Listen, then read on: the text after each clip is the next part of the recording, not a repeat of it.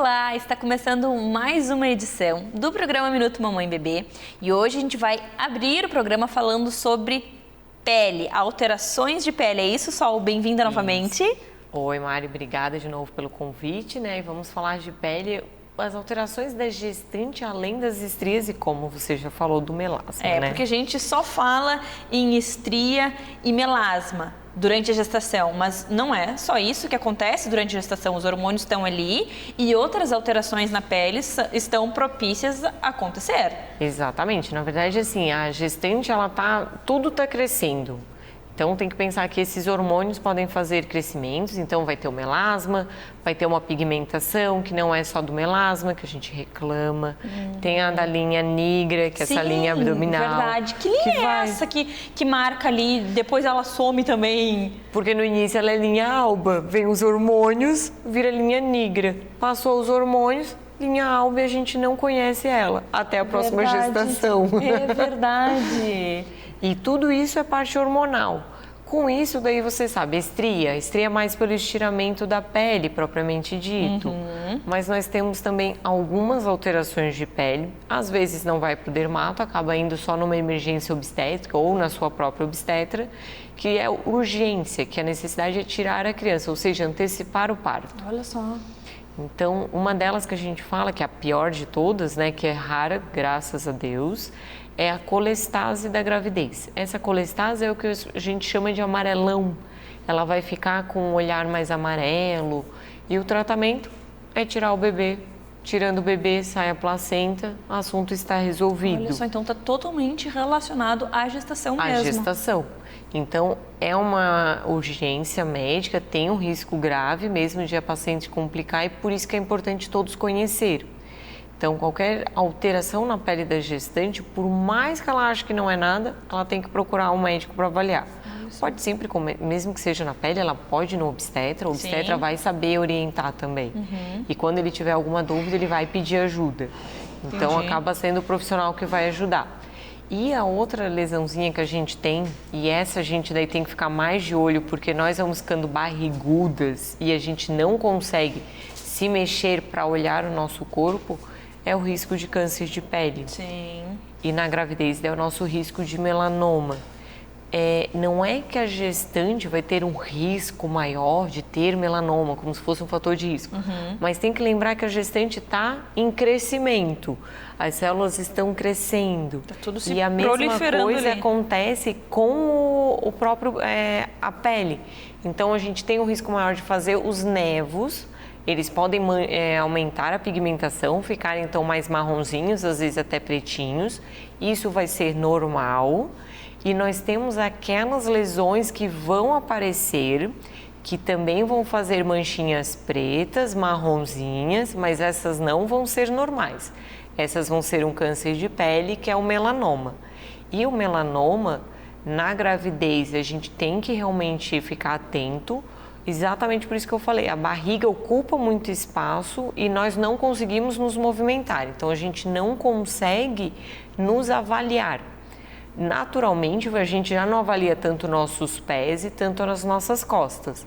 E se você estiver grávida, até locais que você chegava, você não conseguirá mais avaliar. É verdade. Então, é uma necessidade ter um conhecimento sobre o seu próprio corpo. Com certeza. E, na dúvida, procurar um médico dermatologista para olhar todas as pintinhas.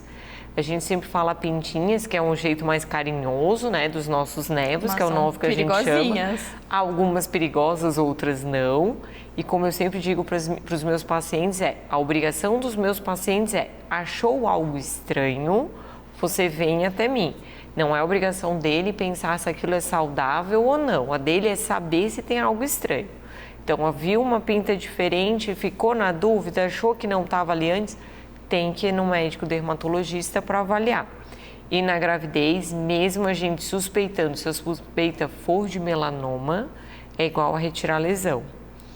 Nós não tiramos lesão assim, essa papulazinha cresceu aqui no pescoço, que tem algumas no pescoço que podem crescer com a gravidez. Quero tirar na gravidez. Estética, não vai ser mexido. é uma avaliação e foi pensado que é um câncer, daí sim, a gente vai tirar independente da localização.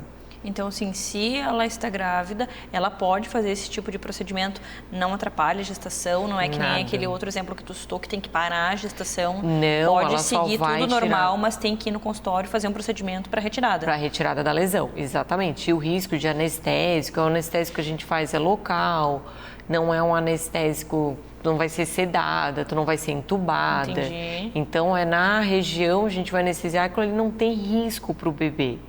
Se porventura vir algum diagnóstico que a gente tenha que reavaliar, daí a gente vai ter que sentar dermatologista, cirurgião, obstetra, daí senta todo mundo para ver o que é melhor para aquela paciente. Mas daí é outra situação, nós já fomos um passo além e na verdade a gente tem que ficar na suspeita. A suspeita é o que as gestantes têm que fazer. Se elas não conseguem se avaliar como um todo, tem que pedir para o marido, para o companheiro ou companheira ou para algum familiar que possa volta e meia fazer uma avaliação da pele. Porque elas às vezes vão no consultório, elas estão com 3 meses de gestação. O crescimento, lembra, a barriga vai crescer até o 9º. Então, o estímulo hormonal para ter mudança na pele vai até o 9º mês. Então, se elas tiverem alguém para olhar, ótimo. Se não, a gente acaba combinando para elas voltarem um pouquinho antes. Tem algum período da gestação, primeiro semestre, segundo trimestre, que a produção de hormônio ela está mais ativa e que é mais preocupante? Ou durante toda a gestação? Toda a gestação. Para esse tipo de lesão é toda a gestação. Entendi. E a gente sempre se preocupa porque nós moramos em Santa Catarina, que tem uma alta incidência de câncer de pele. Então, só porque eu estou grávida num momento tão bonito da minha vida, não quer dizer que eu estou isenta de problemas de saúde que já poderiam me acometer fora da gestação. Eles continuam ali. Claro. E nós temos que lembrar disso. Porque às vezes a gente fica nos nossos exames, que são super importantes, do pré-natal e esquecemos de alguns cuidados que temos que fazer conosco. Então, nós temos que lembrar que vai além dos cuidados somente do pré-natal. Que interessante. Só e assim, sempre frisar o uso do protetor solar, que é algo que durante toda a vida tem que ser lembrado. Então, na gestação não tem porquê, não tem como fugir, tem que ser ainda mais costume passar, deixar ali, olhar, se entupir no rosto, porque isso evita manchas, evita o melasma, evita... E vai ser uma proteção, e é uma questão de hábito. E o que eu sempre oriento é assim, até as 10 da manhã você pode pegar sol e depois das 4, dependendo quando tiver o solão, às vezes é somente depois das 5. Um dia desses me perguntaram, mas se eu uso protetor solar, eu posso pegar no horário ruim? Não foi isso que eu falei. Eu falei que você pode pegar sol até as 10 e depois das 4, 5 horas. E sim, até esses horários, nos horários dito sol bom, recomendo que use protetor solar. Não interessa se é o sol bom, tem que ter o protetor ali. E no sol ruim tem que fugir do sol. Tem que realmente ir para um lugar fechado. Então, não é assim, eu fui para o sol ruim, então eu vou botar bastante protetor, vou botar chapéu, eu estou protegida. Não, você faltou no básico, que é evitar o nosso sol. Entendi. Então, assim, nos horários contraindicados, é contraindicado mesmo que seja com chapéu, com protetor, é evitar. E nos horários indicados, ir com proteção. Com proteção. Olha só, deixar isso bem claro, porque pode gerar dúvida, né? Não, a doutora, minha dermatologista disse que está liberado. Não, parei. Depende do que é liberado. Se é liberado tomar sol, porém com o protetor, né? Exatamente. Entendi. Sol. Desculpa, você ia falar. E isso é uma coisa que a gente tem que lembrar, porque às vezes as pessoas confundem o protetor, eu estou liberado para ir ao sol em qualquer horário. Exatamente. Não, eu passo 1, você não pode pular o passo 1 se não fizer, não.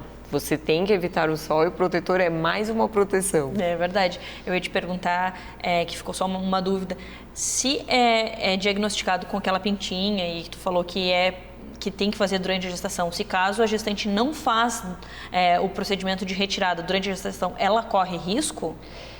Aí entra como qualquer outro diagnóstico de câncer. Daí sim, se eu não tiro a lesão que a gente suspeitou e se aquilo ali realmente era, ela na verdade vai ter a evolução como qualquer câncer. Então ela assim pode ter uma lesão maior, ele pode aumentar, ou como as pessoas falam, ele pode se espalhar? Pode. A gente sabe que uma lesão em estágio inicial é mais difícil ter esse tipo de progressão tão rápida, mas a gente está avaliando na gestação. Eu não sei se aquela paciente, por exemplo, é uma paciente minha, que eu sei que não tinha aquela pinta antes, se ela já tinha visto antes. Claro. Então, tudo isso são variáveis que o certo é, na suspeita, sim, retira. Se o bebê não corre risco, se é comprovado que vale a pena por medo de deixar ali e sabendo que o corpo está em transformação, cheio de hormônio, pode ajudar a que essa lesão aumente, por que esperar, né?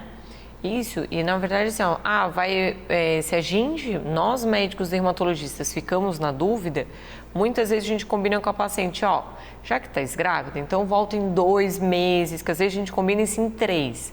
Às vezes nós vamos combinar, em 45 dias você volta. 45 dias você voltou e nós continuamos olhando, não tá legal, a gente já olhou com dermatoscópio, que é a nossa lupa de aumento, ela é estranha, já pedimos para outros dar opinião, então não, a lesão tem que ir embora. Entendi. Mas essas são lesões que já na primeira avaliação tu realmente ficas em cima do muro. Claro. Porque tu não consegue delimitar, daí tá grávida, mas aí tem que ser uma paciente que tu tem certeza que ela vai voltar. Entendi. Só obrigada por compartilhar tanto conhecimento, por tirar essas dúvidas e por nos mostrar que não é só estria e melasma durante a gestação, tem outros probleminhas que podem acontecer bem mais graves, né, Sol? Exatamente. Então, muito obrigada e até o nosso próximo encontro. Até a próxima.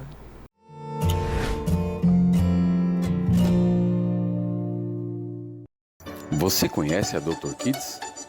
A Dr. Kids é um serviço inovador de atendimento pediátrico que atende seu bebê na segurança da sua casa, no conforto do seu lar, de maneira rápida, humanizada e eficiente. Com apenas alguns cliques, você localiza e aciona o pediatra mais próximo de sua casa. Baixe já o aplicativo para iOS ou Android e chame seu Dr. Kids. Dr. Kids, cuidando do que você tem de mais precioso.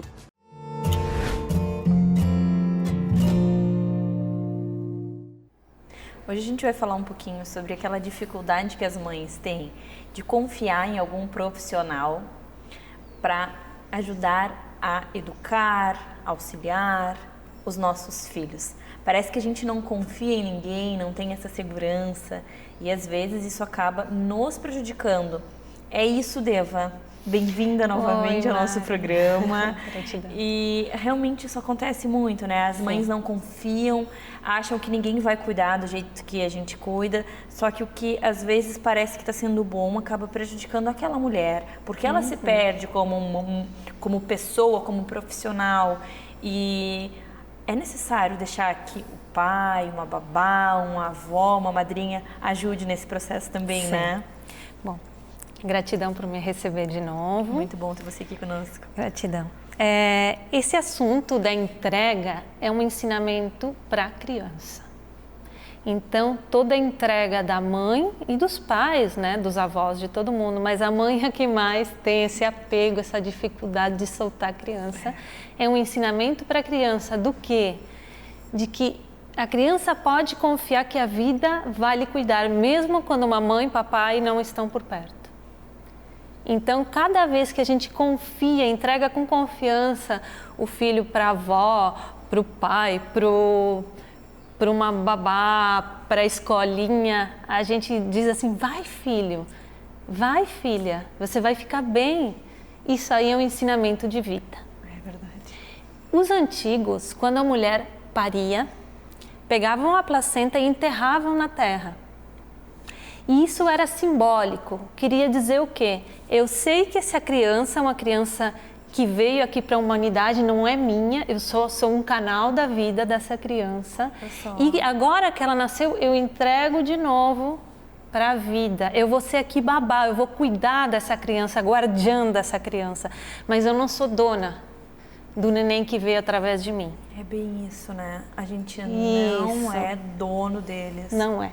Então, quando a gente deixa que outros cuidem, a gente tem um ato de fé E também de humildade, porque é muita vaidade achar que só a gente pode cuidar bem dos nossos filhos, né? É verdade. E então, ouvir os profissionais, ouvir a professora quando ela diz, olha, tá na hora de, né? Confiar em que às vezes a criança faz aquela manha com a gente, mas não faz com o pai, não faz com os avós. Isso são sinais de que a gente não fez a entrega.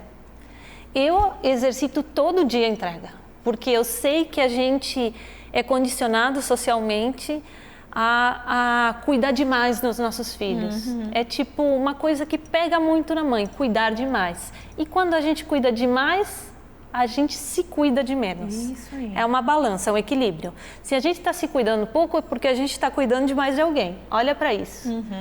Então eu entrego todo dia simbolicamente para a Terra e recebo da Terra um presente de confiança de que vai dar tudo certo.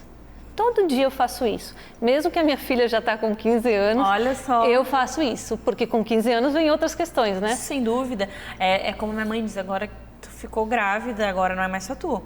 Então, assim, toda gestação tu passa a cuidar do teu corpo porque tu tá gerando uma vida. Nasce o bebê, tem todo o cuidado que envolve uma criança. Depois vai pra escola, depois adolescência, vida adulta. Então, a gente sempre vai ter essa preocupação com esse ser que a gente trouxe, né? Então, a gente tem que relaxar. Relaxar, é entregar, é confiar, é ter fé em que o que a gente fez é suficiente. Porque a mãe boa, até já se diz isso em psicologia, principalmente em psicanálise, é a mãe suficientemente boa. Não é a mãe perfeita, porque a vida se faz de frustrações. Se a gente não tem pequenas frustrações, a gente não aceita a vida e a gente acaba tendo problemas psicológicos graves. Então, a mãe suficientemente boa é aquela que, se está comendo, espera um pouquinho para responder o neném, que se está no banheiro, vai terminar o que está fazendo para depois atender, entende? É verdade. E essa mãe suficientemente boa vai ensinando para o neném que ele é separado da mãe e que não existe resposta automática, instantânea, que ele tem que ter paciência. E que ele tem que aos poucos ir aceitando que a vida está aqui para nos frustrar. Sim, e isso nos porque fortalece. Senão vai se tornar um adulto que quer as coisas de imediato, que se não responde qualquer coisa, por quê? Porque quando estava lá na saia da mãe, como a gente diz, tinha tudo assim. Não foi exercida a prática de esperar, de ter paciência, de compreensão, né? E daí vem os problemas de adições, né, de vícios, vem os problemas de vai pulando de emprego em emprego, porque não aguenta que ninguém mande, não aguenta esperar. Problemas escolares estão muito ligados a um filho que é paparicado demais, a que faz o que quer na hora que quer, dá um berrinho e todo mundo atende. Os filhos que ficam demais na cama dos pais acabam tendo problemas na escolarização, na alfabetização. Porque a frustração, ela amadurece todo o nosso sistema psicológico e intelectual. Então, não é uma frustração exagerada, mas aos pouquinhos e dando esse espaço para a criança se conhecer e entender suas sensações. Aprender também, né? Aconteceu, ele deu um tombo, não, então agora senta aqui que eu vou te explicar como é que funciona isso. Por que doeu? Porque Exatamente. Então, assim, é bem isso, é um para aprendizagem, né? Então, ele nos tira da nossa zona de conforto. Ah, tava tudo muito tranquilo. Pum, teve o tombo. Ah, então olha só, toda vez que você fizer assim, vai ter o tombo? Isso. A aprendizagem também tem que ser emocional. A gente não desenvolve muito na nossa sociedade hoje em dia a inteligência emocional. E a inteligência emocional é onde mais pega nas pessoas as dificuldades de ter sucesso, de prosperar, de ter relacionamentos longos, né? Dar paciência com que outro diferente. É verdade. Então, a inteligência emocional é muito importante e ela vai favorecer muito a criança. Nossa, certo? Como a gente percebe, ouvindo esse tipo de depoimento de uma pessoa que trabalha na área, que entende, que como pequenos detalhes, ajustes, vai nos ajudar a tornar um profissional, um adulto, uma pessoa melhor. E não é essa a nossa função. Isso. A gente não trouxe pessoas para cá, então a gente tem que agir da melhor maneira possível. E entender que a gente é colaboradora do todo, né? O todo sempre protege as crianças. A gente é colaboradora, a gente não pode querer dominar a vida da criança, a respiração da criança. Dar tempo, esperar, respirar antes de responder rapidinho. Esses exercícios e, na dúvida, tome floral, que o floral ajuda muito a gente lidar com essa ansiedade da mãe. E assim, tem floral para mãe, tem floral para o pai, tem floral para criança. Tem. Então, assim, eu sou muito de buscar alternativas antes de fazer algo muito radical, Sim, de um tratamento. sim. Ah, o teu filho é hiperativo, o teu filho é isso. Às vezes, são alguns ajustes que a gente faz, coloca alguns limites, sabe? Sim. Procura um terapeuta, coloca um floral, muda a rotina, e aí já muda todo aquele diagnóstico, né? Paciência e coerência. A gente não pode querer mudanças rápidas de padrão, mas a gente tem que sempre observar e tentando ajustar dia a dia, cada vez tentando mais um pouquinho empoderar a criança para ela crescer confiante para o mundo e a gente se empoderar como pessoa, não só como um apêndice do filho. Sim. Tá? Nossa, amei. É muita informação e aquilo que eu sempre digo, toda vez que tu vens aqui, já é assim, já deixa dentro da gente, assim, aquela coisa, sabe? Parece que ela trouxe esse tema pra mim, eu tenho certeza que a mãe que tá nos assistindo pensa a mesma coisa, assim, nossa, é pra mim que ela falou. Mas é verdade, a gente tá trazendo temas para as mães e não adianta, as mães vão se identificar, porque é uma missão que não é fácil, mas a gente tem que buscar ajuda, né, Deva? Sim. Eu como mãe, digo porque já vivi tudo isso, e caio nos mesmos lugares todo dia e todo dia tento me revisar. E eu vejo isso nos meus atendimentos o tempo todo. Lógico, sem dúvida. Então é isso aí. É verdade. Ou a gente aprende ou a gente aprende, porque Somos até porque obrigados a aprender. Ó, eles crescem e vão para o mundo, então a gente tem que aprender também a ter vida própria. É verdade. E isso é tão importante porque eu penso assim, uma mãe infeliz, uma mãe que não está contente com que mensagem que tu vai estar passando para aquela criança? Sim, nós somos exemplo também. Exatamente. E se tem algo que eu aprendi na maternidade, é que se a gente se doa muito, tu tá feliz porque tu tá cuidando da criança, que tu tá com ela, só que é impossível alguém dizer que tem um outro lado que tá feliz também, porque não tá, porque aquilo que tu fala, se tu dá muito nesse lado, tu perde nesse daqui. Então fica assim. Então, a palavra certa é o equilíbrio. Sim. É tu te sentir a pessoa, a mãe, a esposa e também a mãe. Sim, Tudo junto, Sim. num equilíbrio, porque senão tu perde o profissional, tu perde a tua alegria, e aí o que tu vai estar ensinando para aquela criança? Até porque se eu me esvazio, eu não tenho nada para dar. Exatamente. Então, a nutrição, ela precisa, né, quem nutre precisa ser nutrida. É como pretender que uma mãe que não come consiga amamentar, é impossível. Então tem a nutrição emocional. Se eu não me nutro emocionalmente, se eu não estou bem emocionalmente, também não vou poder nutrir emocionalmente a criança. É verdade. E assim, aquilo, ou a gente aprende pelo amor, ou a gente aprende pela dor. Com certeza o caminho... Sempre é um pouquinho dos dois, né? Faz porque parte. assim, quando a gente tenta já no começo, buscando alternativas, com essa energia do amor, eu acho que é menos dolorido. Agora, quando tu tá esgotado, quando tu sofreu muito, e aí, infelizmente, tu tem que buscar ajuda... Se a gente se vai demais, a gente acaba tendo que voltar. Isso também é um desajuste já. Então, olhar para a balança sempre. Se eu estou bem, eu posso dar. Se eu não estou bem, como que eu posso regular isso aí? Nossa, adorei. Tá bom? Muito obrigada por compartilhar tanto gratidão conhecimento por me convidar. e ajudar a mim e tantas outras mães a aprender, a entender um pouquinho mais sobre o maternar. Gratidão.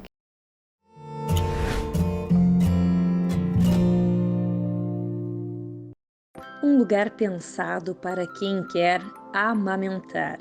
Aberto 24 horas por dia e equipado com produtos para auxiliar as lactantes em um momento tão único que é a amamentação. Aqui você encontra, além de uma mãe e enfermeira que entende muito do assunto, bombas extratoras de leite, potinhos e saquinhos para armazenamento, rosquinhas, tipóias, absorventes, adesivos cicatrizantes, chás, extratos, amor e afeto. Trabalhamos com venda e locação de bombas. Enviamos os nossos produtos para todo o Brasil. Conheça nosso site e nos acompanhe nas redes sociais. Via LAC. universo da amamentação.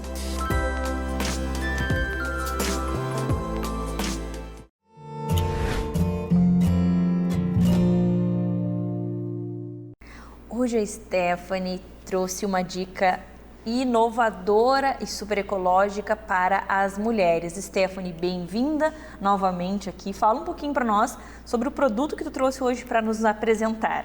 Primeiro é um prazer estar aqui novamente. Também adoro quando você vem e traz essas ideias ecológicas. Sim, o mundo está precisando, né? É verdade. Hoje eu trouxe os produtos ecológicos para mulheres. Então, para mães, para pessoa, né? Qualquer mulher. Em qualquer fase da mulher. Qualquer fase da mulher. Desde que começa a menstruação, temos opções para elas usarem. Sim. As mulheres, né, desde muito nova, precisam muito dos absorventes descartáveis. Isso gera um lixo inimaginável, né, no mundo todo. Então, para isso, a gente trouxe um pouco também do que tinha antigamente, só que de forma muito melhor. Assim como as fraldas, tem os absorventes ecológicos. Que bacana. Então, os absorventes ecológicos são os absorventes de pano, por exemplo, esse aqui, né? Ele tem uma camada impermeável por fora, então ele não suja, né? Não deixa vazar. E essa parte aqui central é o que vai absorver. Dentro desse tecido aqui, são 3 camadas. É o tecido impermeável, né? Ele fica bem fininho, né? Não fica desconfortável. É isso que eu tô achando massa, porque às vezes até absorvente de farmácia é largo, que a gente fala assim, não, pega o mais fininho possível que tiver, porque a gente sabe que incomoda. E eu estou surpresa como é fininho. Ele é super fininho, tem essa camada impermeável que ele é respirável, então não abafa a nossa pele. Dentro tem um tecido que ele é super absorvente, não faz muito volume. E essa camada aqui externa que é para dar um toque seco, para a gente não ficar com a sensação de molhado. Esse daí é como se fosse aquele pequenininho do dia a dia. Ele é como se fosse o do dia a dia, só que ele pode usar também para fluxos leves. Ele não é tão ineficaz, digamos assim. Ele absorve ainda a menstruação. Às vezes, quando a mulher tem o fluxo leve, como você falou, e às vezes no finalzinho também, que a gente sabe que daí não precisa usar o maior. Sabe que a gente vende muito para quem usa coletor também, para usar em conjunto. Então, o começo, o final da menstruação, ele é o ideal. O coletor e esse pequenininho. Sim. Que bacana. E a gente tem daí diversas estampas, né? Para usar na criatividade lá das estampas dos absorventes. Sim. E esse aqui é o tamanho... Esse aqui é para fluxos leves a moderados até. Tá. E esse aqui é o nosso absorvente para fluxos mais intensos. Então, ele continua sendo fininho, só que em vez de uma camada absorvente dentro, ele tem 2. Então, é a mesma coisa, só muda também um pouquinho o tamanho. Fino. Sim. Que maravilha. E aguenta, assim, fluxos intensos. Olha só. E aí, assim, quanto tempo uma mulher com fluxo intenso, ela precisa trocar? Como varia muito de mulher para mulher, a gente sempre recomenda para essa adaptação usar o mesmo tempo de troca do descartável, apesar dele durar mais, sabe? Então, vai muito do organismo individual. A pessoa vai ter que sentir, experimentar, ela vai ver, porque é muito complicado para passar uma informação dessa, mas tu me disse que era tanto tempo. Sim. Então, assim, é de acordo com o corpo da mulher. Ela vai colocar e vai ver que é que nem um absorvente de farmácia. Sim. Cada mulher usa um tempo, né, que corresponde com o seu fluxo. Claro, então a gente usa como referência o descartável, mas ele aguenta mais tempo. Que legal.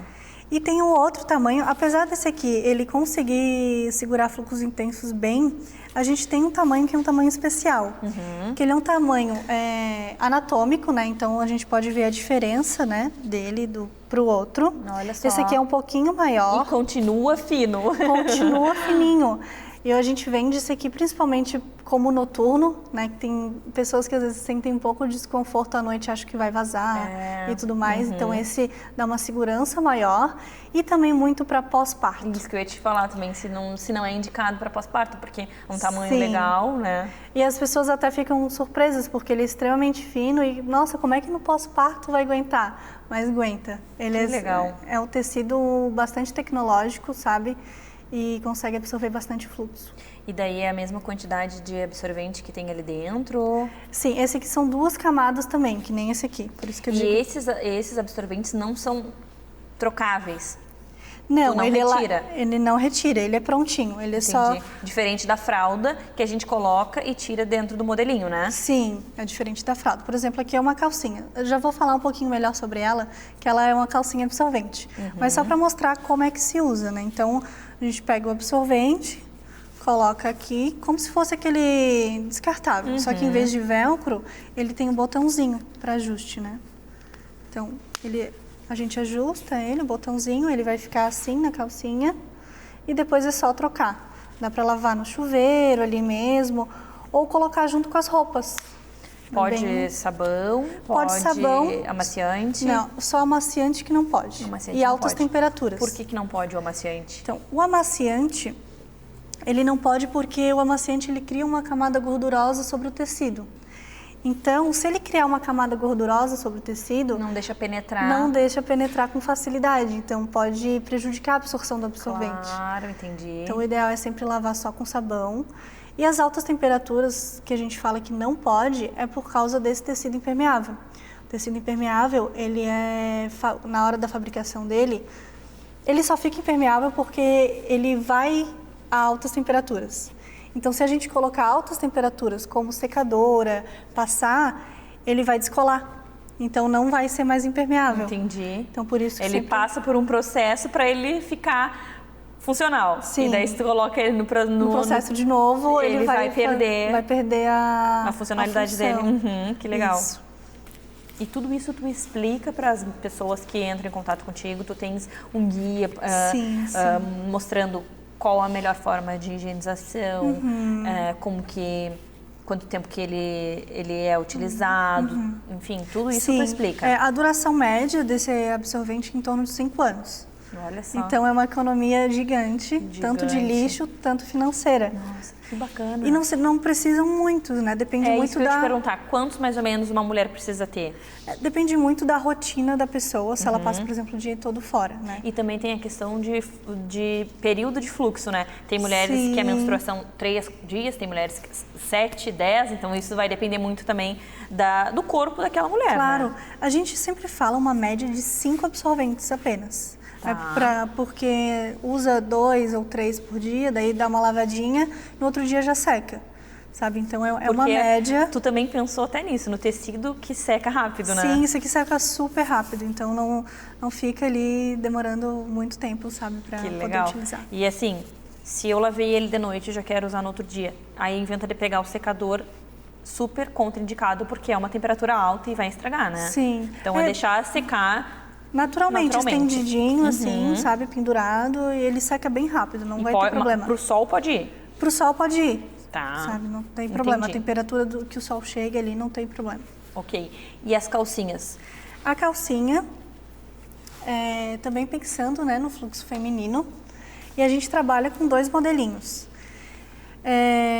A calcinha, ela é assim, por exemplo, esse modelinho que ela tem rendinha em cima, e dentro ela tem uma forração aqui, ó. Não sei se dá pra ver, porque ela é toda preta. Mas ela tem aqui uma costura. E esse tecido aqui, ó, ele tem outras camadas, que ele tem também o pull, que é isso aqui de fora, que então não deixa vazar. Claro. E é respirável, não abafa a pele. E tem algodão com elastano, para deixar o conforto, né? Para não ficar ter... modelado no corpo, não aperta nada. Exatamente. Eu tô vendo que eu não toquei nela ainda, mas ela parece ser muito gostosa. Super gostosa. E ela não é, apesar de ser uma calcinha menstrual, ela não é uma calcinha feia, né? Que a gente não precisa... com rendinha, bonitinha. Sim. Que tecido, né? Mas tudo, as Super fraldas, conforto. todos os tecidos que vocês escolhem, é muito gostoso. Parece que tu coloca e ela fica Sim. certinha no corpo, né? E é um então, feedback daí que a assim, gente Stephanie, essa daqui é uma calcinha dessa, substitui um absorvente desse, Substitui um absorvente desse. Então, tu tens essas 2 opções. Sim. Para a pessoa ter a calcinha absorvente ou o absorvente para colocar numa calcinha normal, é Exatamente. isso? Ah, é que às vezes é para adequar a qualquer preferência. Do jeito que a pessoa prefere, tu tem a opção. Sim. Entendi. Essa calcinha aqui, por exemplo, é a mesma. Ela até difere das outras marcas, digamos que existem algumas poucas marcas, porque ela vem até em cima. Então, ela é muito mais segura contra vazamentos. É verdade. E esse modelo que a gente chama de... Porque quando a gente deita com um absorvente, fica diferente o fluxo. E às vezes suja, a calcinha atrás, mais lá atrás mesmo. que a gente fica preocupado também na hora de dormir, algo assim. Verdade. E essa aqui, por exemplo, ela é um modelo que ela tem tule do lado e ela é mais cintura alta, então para quem gosta de... Segurar as gordurinhas daquela cinturadinha. É hot pant que a gente chama. E a gente trabalha com tamanhos diversos, sabe? Então, desde opções de cores também. A gente, por enquanto, tá só no preto. Até porque o preto é a melhor cor quando a gente fala no período menstrual. Sim. Quando vem a menstruação, tu já vai buscando o quê? Calcinha escura, né? Tu não vai usar branco. A gente trabalhava com rosa também, só que daí como a procura era sempre pro preto, a gente optou deixar o preto. Com certeza. E daí aqui são os absorventes para quando a gente está amamentando, é isso? Isso. Que a gente sabe que estão vendendo muito aquele absorvente que é descartável, então tu vem com uma opção sustentável. E super caro, né, na farmácia. Super caro. Tudo que envolve bebê, amamentação, mulher, é caro. Sim. Então, esse aqui é tudo, na verdade, o mesmo estilo dos outros, né? Então, ela tem uma camada de pool, que é o tecido impermeável e respirável, e a camada absorvente. Esse aqui são 3 camadas de tecido absorvente. E assim, quando tu fala em respirável, é tão importante, porque a gente ouve tanto falar sobre fungo nas mamas, fungo vaginal, e justamente por isso, por ser áreas que estão úmidas ou que são úmidas e ficam abafadas. Exatamente. Então, quando tu coloca em contato algo que deixa mais abafado ainda, prolifera. E aí vem a Stephanie com a solução dos problemas, com tecidos que deixam a gente respirar, as áreas do corpo respirar, e menos chances de ter um fungo nessas áreas, né? Com certeza. A gente tem até um vídeo na nossa página sobre isso, que a gente coloca um copo com água quente, né? E coloca, por exemplo, esse absorvente em cima. E coloca um outro copo em cima. E a gente vê que todo o vapor passa pelo tecido. Então, por mais que não vaze, pode colocar água, o que for, não vaze, ele deixa respirar.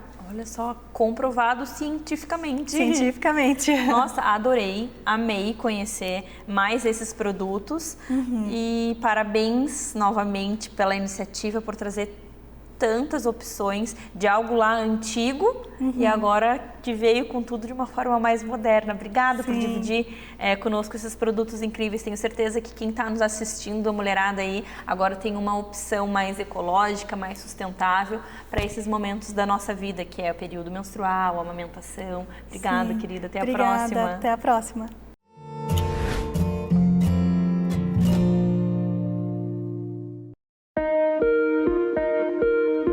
O cardiologista pediátrico, ele avalia crianças cardiopatas com problemas severos no coração ou crianças que têm um coração absolutamente normal e passam por algum momento de alteração de ausculta fisiológica durante a infância. Entretanto, é necessário o diagnóstico diferencial para ver se realmente está tudo normal. Os cardiopatas que a gente acompanha, muitas vezes já começamos a acompanhar desde o período de recém-nascido ao longo da vida, períodos pré e pós-operatório. O cardiologista pediátrico também avalia as gestantes, os fetos, o coraçãozinho dos fetos, numa idade gestacional a mais adequada, entre 24 e 28 semanas. Avaliamos a morfologia, a anatomia do coração, a função do coração, e nesse exame já se pode fazer o diagnóstico de cardiopatias e programar nascimento do bebê em algum local específico que possa vir a ser necessário.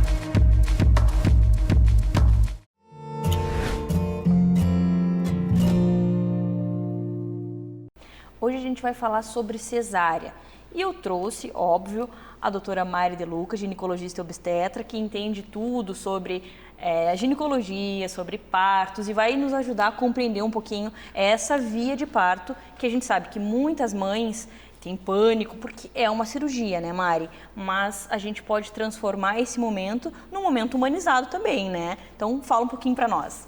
Claro.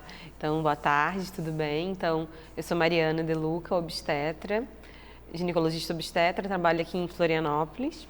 E a Mari chamou a gente para conversar um pouquinho sobre o parto cesárea, né? que às vezes a gente tem esse erro de achar que parto humanizado significa o parto via vaginal. Criou-se essa ideia, né? E na verdade não é isso. O parto humanizado parte do princípio do parto que a gente respeita a mulher e esse ser que está chegando, né? Então, respeitar o tempinho do bebê, respeitar o tempo da mãe. E sim, a gente pode sim humanizar muito uma cesariana, né? De várias maneiras, né? Dando voz para aquela mulher, permitindo o contato pele a pele da mãe com o bebê, né? Não é porque foi cesárea que a mãe não pode ver o bebê, que ela não pode tocar, né? Meu primeiro filho nasceu de um parto cesárea em trabalho de parto e eu tive toda a questão de conseguir tocá-lo, sentir, abraçar, beijar, né? A Mari também teve essa questão. Então, isso é todo um respeito, não é aquela sala de parto fria, né? Que antigamente a gente pensava numa cesárea e pensava assim, aí vão me operar, o bebê vai sair, eu vou tá dormindo, né? Tem muita gente que pensa que quando a gente faz a cesárea, a paciente, a mulher, ela tem que estar sedada. Não, a gente tenta que a mulher esteja acordada, porque é importante que ela esteja conversando com a gente, que ela esteja entendendo todo aquele processo. Que ela fique perguntando, Mari, o que está acontecendo? Mari, o que está acontecendo? Me conta. Para você que está nos assistindo, a Mari que fez o meu parto, então eu sei muito bem disso que ela está falando, porque eu vivi. A gente queria um parto normal, né, Mari? Não consegui. E eu realmente tinha muito medo da cesárea, por ser uma cirurgia. Então, por isso que eu acho assim, muito importante a pessoa ter confiança no médico que está acompanhando. Porque a Mari foi lá, me explicou tudo, tornou um momento realmente humanizado. Escolheu uma playlist na hora, montamos uma playlist, tinha musiquinha, e daí eu falava para ela, Mari, eu não vou conseguir enxergar, a Martina nasceu, você é a última a ver. Daí baixou a cortininha, eu pude ver, ela trouxe ela para mim, dizia, fala Mari, fala alguma coisa. Eu fiquei em choque, assim, né? É muita emoção. Então, assim, realmente escolher um profissional para acompanhar, para fazer o pré-natal e para esse momento da hora da cesárea. Porque essa conexão também ajuda muito, né, Mari? E informação, entender que a cesárea é uma via de parto muito importante e que salva vidas. Exatamente. Né? Então, o importante é que durante os 9 meses você esteja entendendo, né? Procure ler, procure tirar suas dúvidas, seja com seu obstetra, com ou sua enfermeira, sua doula, quem está te acompanhando. No YouTube do Minuto Mamãe Bebê, que tem várias entrevistas. Claro. Que você entenda as vias de parto. Então, hoje a gente vê que é importante a mulher estar preparada para o parto normal, preparar seu corpo, fazer uma fisioterapia, fazer atividade física, né? Mas também que ela já vá para o dia do parto dela entendendo que existe a possibilidade também de um parto cesárea, né? Porque, Mari, a gente nunca sabe como que o corpo vai reagir. Exatamente. Tu vive isso há anos e tu conhece. A mulher pode ter feito tudo certinho, imagina, tu, obstetra, que conhece tudo sobre o assunto, não conseguiu no primeiro. Exatamente. Né? Então, assim, a gente não sabe, nunca se sabe como que o corpo vai reagir lá no trabalho de parto. Isso. Então, assim, ter vontades, ter sonhos, tudo bem, mas saber que pode mudar naquele momento. Se tem uma coisa que a gente não controla, é o nascimento dos nossos filhos, né? Eles vêm para mostrar isso pra gente, que a gente perde o controle de tudo, é são eles que comandam. Então, se você, durante o pré-natal, você já entende, já tira suas dúvidas com o seu obstetra, como é que é o parto cesárea? Se for o parto cesárea, eu preciso ficar com a mão amarrada? Não preciso? Eu vou estar dormindo? Eu vou estar acordada? E aí, na hora, se caso houver necessidade, o seu obstetra vai conversar com você e você não vai entrar para aquele procedimento com um sentimento de que não sabe o que está acontecendo ou até um sentimento que é muito errado, que algumas mulheres entram como derrota. Jamais. Tem que ser o sentimento de maior felicidade do mundo que seu filho está chegando. É verdade. Né?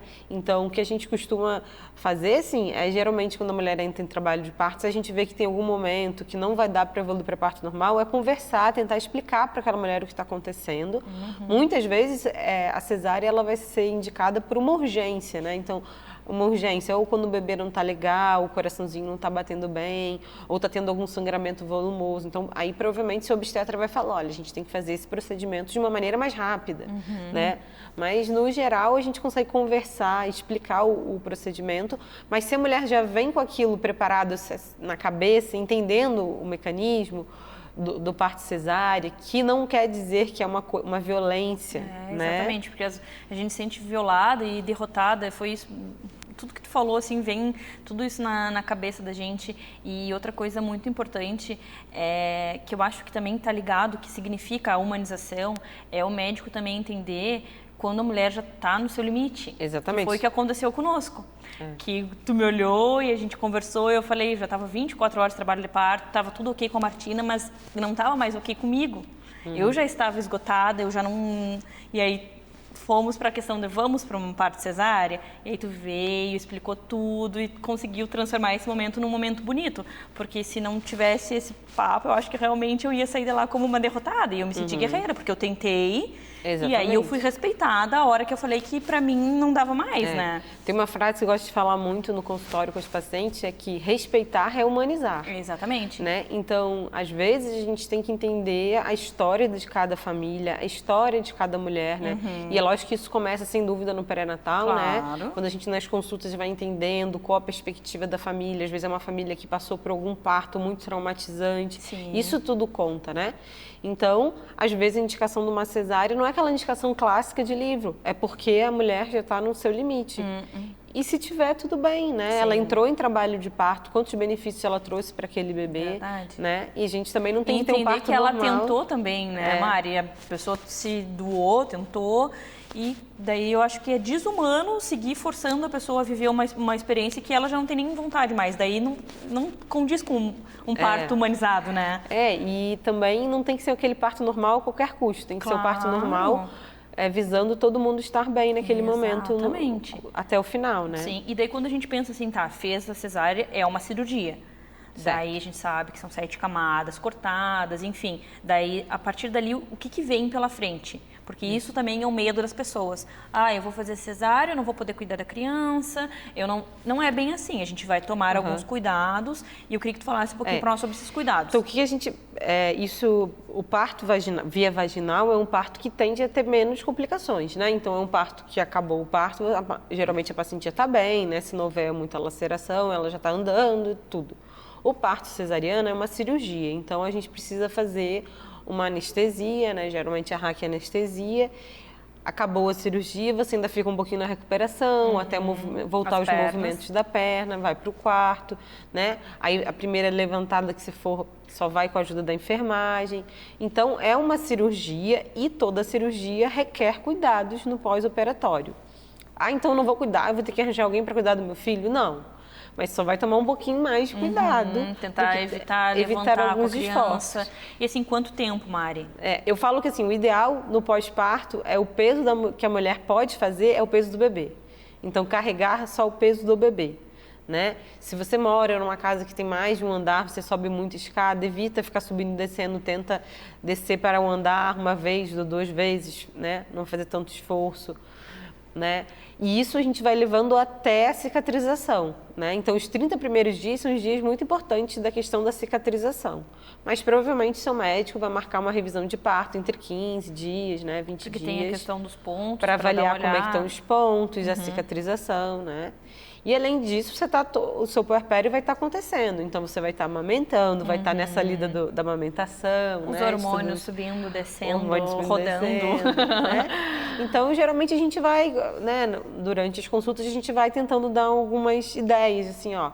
Cuidado na hora de levantar, não faz tanta força abdominal, né? Porque a gente sabe que muitas complicações podem vir se a pessoa não se cuidar. Se faz muito esforço, né? Então a gente sabe que... E a gente quer evitar, né, Mari? Já passou por uma cirurgia, não precisa passar por outro procedimento. Claro, até porque depois a gente está com um bebê pequeno, a gente não quer ter que voltar para o hospital. Com certeza. Mas na maioria das vezes dá tudo certo no pós-parto. Só se cuidar direitinho. Isso, no pós-parto da cesariana, a gente auxilia nos cuidados com a cicatriz, da higiene, né? E vida que segue normal com o bebezinho. Com certeza, boas lembranças. Não sei como é que está agora a função por coronavírus, mas antes disso poderia foto também. Não sei como é que é agora o procedimento. Vai conforme o município que você tiver e o protocolo de segurança de cada maternidade, né? Mas continua do mesmo jeito, podendo ter um acompanhante, né? Que às vezes as pessoas pensam, mas se for cesariana eu não vou poder ter um acompanhante. Não. A lei é para todas as vias de parto. A mulher tem direito de ter um acompanhante antes, durante e no pós-parto. né? Que bacana. Então, durante a sua cesariana, lá, se você escolher o seu marido, ele vai estar do seu lado, de mão dada, vai receber seu filho com todo o amor e carinho junto com você. É verdade, eu vivi isso e posso garantir que é possível ter um parto cesárea bem humanizado. Verdade, Mari, obrigada por dividir conosco tantos conhecimentos e ajudar essa mulherada a entender que humanizar é respeitar. Então, pode ser um parto cesárea ou um parto normal que, tendo respeito, tendo amor, será humanizado. Você sabe quando você deve interferir quando seu filho está fazendo alguma atividade ou quando ele está brincando? É complicado, né? Mediação é o tema que nós escolhemos para hoje, Elô. Que tema esse, né? Bem-vinda novamente. Obrigada. Então ajuda a gente a entender quando que a gente fala, quando que a gente deixa eles livres, porque é aquilo que a gente já vem falando, né? 8 e 80, estar naquela linhazinha ali do meio termo é difícil, né? Sim, e é uma linhazinha, Mari, que na verdade às vezes eu vejo que ela vai muito para a linha de não interferir, entendeu? Ela vai muito mais para o lado, ela não fica bem no centro, assim. Então, porque a gente tem que ter esse hábito de permitir que as crianças resolvam as coisas, né? E a gente respeitar essa possibilidade delas e acreditar, assim, confiar mesmo que elas dão conta. Então, assim, muitas situações de conflito, se a gente parar ao lado e observar, por exemplo, uma criança e outra discutindo sobre algum brinquedo que as duas querem em comum, né? E se a gente conseguir ter aquele olhar atento, muitas vezes a gente percebe que eu não preciso estar interferindo, porque os dois vão conseguir encontrar uma solução conversando. E se eles não conseguem encontrar, a gente vai precisar mediar. E essa mediação não seria assim, parem de brigar, porque isso às vezes não é nem o clima deles, eles nem estão assim, né? A gente cria uma situação. De fora a gente olha que ele é briga, mas para eles não. Para eles não, eles estão realmente ali discutindo com as armas que eles têm, né? Com aquilo que eles têm de repertório de como resolver um conflito. Então, enfim, então às vezes é preciso só observar e quando a gente percebe que tem uma situação acontecendo, acho que a chave seria perguntar. Sabe? É perguntar para eles como que vocês podem resolver isso. Porque daí eles vão ter que... e aí eu vou ter que criar... Eles vão ter que criar essa resposta, né? E às vezes um cede, e às vezes o outro cede. E depende do quanto o meu desejo, né? No desejo da criança, de quanto que ela desejava aquilo, ela estava fazendo para medir força. Então, às vezes percebe que para ter a presença daquele amigo, ela também vai precisar ceder um pouco. E isso é aprendizado, né? Então, a perguntar para a criança, eu acho que é um grande segredo na mediação, quando é um conflito assim. E aí a gente levantou, eu falando aqui me veio, a gente tem que ser o exemplo, né? Porque o repertório de como resolver é a gente que dá. Né? Como que eu resolvo um conflito? Se ele só vem em casa, a gente batendo boca, puxando a panela do marido, não, eu que vou cozinhar, não, eu que vou cozinhar. Daí... O que ele vai fazer? Ele vai puxar o brinquedo. Sim, exatamente. Então é esse exemplo que eles aprendem muito, né, observando. O cérebro da criança está voltado mesmo para a observação, para absorver aquela forma de ver, o modelo que ele tem, o modelo familiar e o modelo da escola. Então a gente tem que oferecer esse repertório positivo, né? E aí, é claro, quando a gente pode estar fazendo isso, a criança vai criando condição. E uma outra coisa que eu acho bem legal a gente falar é o quanto a gente precisa narrar, às vezes, para a criança aquilo que está acontecendo. Porque ela está na situação, ela não entende, às vezes não criou consciência do que está acontecendo. Então, ela está chateada porque, enfim, caiu uma bolinha e ela perdeu a bolinha, ela começa a chorar. E às vezes só quando a gente narra aquilo, você está chateada porque caiu. E aí a criança entendeu, é isso que está acontecendo. E às vezes ela percebe, não preciso estar fazendo isso. Olha só, então... lá se tu grita, por que tu tá chorando? Só caiu outra bolinha no chão. A criança fica em desespero. Em desespero. Piora a situação. Exatamente. E muitas vezes, eu entendo bem isso por ser mãe, né? A gente está fazendo uma outra atividade e percebe a criança desconfortável ali, tá gritando, tá chamando, e a gente chega querendo resolver, né? E aí a forma como a gente chega não é questionando o que está acontecendo, perguntando, tentando entender. A gente chega já...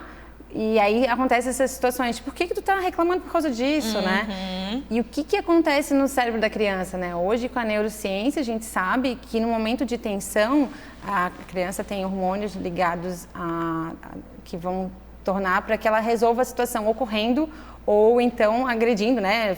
Lutando. Porque isso é uma coisa que vem na nossa história, né? Como animais mesmo, a gente se defende de uma situação de medo, ou a gente corre, ou a gente vai encarar e lutar. E é isso, na verdade, para que aconteça isso, o cérebro da criança ele libera cortisol, né? Não é o cérebro que libera, né? Na verdade, o cortisol é produzido, é liberado no cérebro, e aí ele vai estar, na verdade, tendo essa sensação, e os membros da criança recebem mais sangue. Então, se a gente quer que a criança fique parada, na verdade, tudo que ela não vai conseguir é isso. Ela vai ter que fazer um esforço gigante, porque a tendência é de correr. Escuta o que eu tô te falando. Só piora, né? É a pior coisa. Grita, coloca a criança numa posição de medo, de... O que aquela criança vai responder? Sabe, algo que eu pratico muito lá em casa e que hoje eu vejo o retorno é, deixa eu te explicar. Eu uso essa frase. Ótimo. E aí, quando ela chora, eu filha, o que aconteceu? Mãe, deixa eu te explicar. Então, ela assume a postura de engolir o choro, assim, tentar se acalmar. E ela fala isso pra mim, mãe, deixa eu te explicar. Porque desde pequenininha eu falava assim pra ela, filha, deixa a mãe te explicar. Daí ela parava, prestava atenção. Então, quando acontece alguma coisa, filha, o que aconteceu? Dela, mãe, deixa eu te explicar. Então, assim, a gente vai construindo. Perfeito. Nós somos os responsáveis por eles e nós que vamos ensinar. Exatamente. Então, é necessário que a gente compreenda tudo isso que tu tá falando, essa questão hormonal. Não é porque ele tá fazendo isso, o corpo dele tá gritando pra isso, pra ele agir dessa forma. Exatamente. E eu acho que aí, são várias coisas que vão vindo pra gente pensar, mas assim, em relação à inteligência emocional, acho que isso é um assunto muito importante a gente falar para as famílias, né? A gente escolhe muito as escolas, escolhe o lugar onde o meu filho vai estar, pensando no conteúdo escolar, no quanto ele vai estar aprendendo matemática, português, né? Inglês. E aí a gente não pensa muito que existe uma habilidade muito importante que a gente precisa desenvolver nas crianças, que é a inteligência emocional. É saber lidar em situações, né, de frustração, em situação de conflito, e é até para ela aprender a se conhecer, a reconhecer os seus sentimentos, se adequar quando esse sentimento está ruim, né, ela está com raiva, como que eu faço? Saber expressar e expor, porque senão depois isso, uma coisa é quando é criança, depois na adolescência fica muito pior, porque eles não sabem lidar com as emoções, porque não foi ensinado lá na infância. É muito mais fácil de ensinar na infância. Na vida adulta também, pessoas que não sabem se expressar, pessoas que estão cheias de doenças por causa do estresse, por guardar os sentimentos. A gente foi educado, né? Não sei como é que é de cada um, lógico, mas a educação da nossa geração foi uma educação que tinha muito a agressividade, a compensação, né? A chantagem. Isso. E a gente foi educado dessa forma. Então, é uma forma que a gente aprendeu, modelo de educação que a gente teve, né? E aí a gente, acho que a nossa geração enfrentou muitas mudanças. E a gente precisa mudar também essa forma de pensar a educação, que a gente pode fazer e propiciar para as crianças uma educação mais respeitosa, né? E que vai orientar eles para a vida inteira. Então, é um dos maiores aprendizados que a gente pode oferecer, mais do que aprender inglês, né? Com certeza. Também é importante, lógico. Lógico que sim, mas ensinar a criança como que ela vai enxergar a vida, como que ela vai se portar, como que ela lida com cada emoção. Filha, você vai sentir medo às vezes, você vai sentir raiva, você vai sentir amor. Então, explicar como que a criança, às vezes nem a gente sabe como lidar com essa sensação. Então, é difícil, eu entendo, sabe, que é difícil. É muito difícil e acho que a gente está aqui justamente fazendo movimentos muito grandes, né? De tentar questionar isso e buscar essas informações é muito importante, porque são atitudes simples, né? Como, no caso, mediar oferecendo a informação do que está acontecendo. É simples a gente estar fazendo, mas precisa estar incorporado na gente essa certeza, né, a convicção de que é o melhor para ele do que ser agressivo. Porque, enfim, a criança que é muito agredida, a gente sabe que o desempenho escolar, né? Então, as células que a gente faz, que a gente causa. E acaba acontecendo, então... Enfim, são muitos motivos que nos levam a refletir esse modelo e mudar. E a mediação seria sempre mais respeitosa de olhar a criança, ver o que ela precisa de verdade. E às vezes fazer escolhas, sabe, Mariana? Fazer escolhas no tipo, agora ele está fazendo uma coisa, eu gostaria que ele fosse tomar banho. Mas eu estou vendo que está super concentrado, então eu vou fazer a minha escolha de... Não, eu vou esperar um pouquinho, porque... Né, ter esse tempo também de observar e verificar... que se eu fizer isso, eu vou estar arrumando um problema para mim, né? E para ele também, porque, né, é uma concentração que eu quero estimular e não quero cortar. Olha, né? Só que dica, então é bem importante a gente olhar, às vezes, para a hora do banho, quando que é a hora de pedir. Tem pessoas que eu adoro, que eu compartilho, inclusive, que acho muito legal o conteúdo que coloca na internet em relação à música, né? para direcionar para o banho, cantar uma música. Bacana. Então tu vai com carinho, vai de uma forma divertida. E daí mesmo que ele esteja concentrado, a musiquinha vai entrando, já começa a cantar. Mãe, tá na hora do banho? Então tu não fala, tá, deu, guarda tudo, vamos brincar. É muito diferente, né? Exatamente. Vai criando. E é bem isso que tu falou, que a música realmente ela vai entrando e ele vai entendendo e aí vai realmente fechando. Tu não atrapalhou ele. Vai fechando naturalmente. Naquela brincadeira. Tu colocou ali a música, ele já sentiu a hora do banho. Isso, e a gente pode começar de longe, né? Chegando com a música, porque não precisa estar ali naquela gritar imposição. Né? É a hora do banho. Então chegando, a criança vai sentindo, ela vai entendendo. E ela se sente muito mais respeitada, né? É muito importante. E ela passa a colaborar. É uma colaboração, né? Ela colabora com a hora do banho também, né? Então é um outro olhar e com certeza é muito mais leve, né? Muito mais fácil para os pais também. E eu acho que a gente ensina eles que eles merecem respeito da rua também, não serem submissos. Exatamente. E que eles precisam respeitar as pessoas na rua também e não pisar em ninguém. Porque é isso, se tu pisa dentro de casa ou se tu faz eles serem submissos, é o que eles vão aceitar e reproduzir na rua. Perfeito. Então tu ensina uma criança a respeitar as pessoas e também se colocar numa posição de onde ela precisa ser respeitada. Eu acho assim fundamental essa parte do desenvolvimento infantil, porque é ali que tu torna um adulto, sabe? Exatamente. A gente dá pouca importância para a educação infantil, né? E na verdade essas mediações de profissionais que estão junto com as crianças são extremamente importantes, porque são eles que vão estar orientando em cada momento, eles precisam estar conhecendo, porque acredito que a gente só consegue oferecer aquilo que a gente tem, né, de conteúdo, aquele embasamento que a gente teve, a nossa educação. Então, a Montessori fala isso, só te dou aquilo que passou pelo meu coração. E é assim mesmo, a gente só pode oferecer aquilo que já nos pertence também, né? Então, buscar isso é muito importante, esse conhecimento, né? Verdade, amei. Muita informação maravilhosa. Que bom que a gente consegue oferecer isso um pouquinho, né? Que seja ajuda alguma coisa. Verdade, tomara que as mamães que estejam nos assistindo também tenham sentido, que tenha passado pelo coração, que nem tudo citou o exemplo. Obrigada, querida, até a próxima. Obrigada também.